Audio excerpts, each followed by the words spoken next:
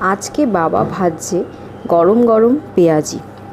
তোমরা ভাবছো যে মা কেন আজকে নেই, আজকে বাবা কেন ভাজছে? কারণ তোমাদের বলে রাখি, এইসব ভাজাভুজিগুলো কিন্তু বাবাই করে, কারণ বাবা এগুলো কিন্তু খুব ভালো বানায়। তো যে কোনো ভালো রান্না, নতুনত্ব, ভাজা, পাঁপড় ভাজা থেকে শুরু করে কোনো পকোড়া, সেগুলো সবই কিন্তু বাবাই করে।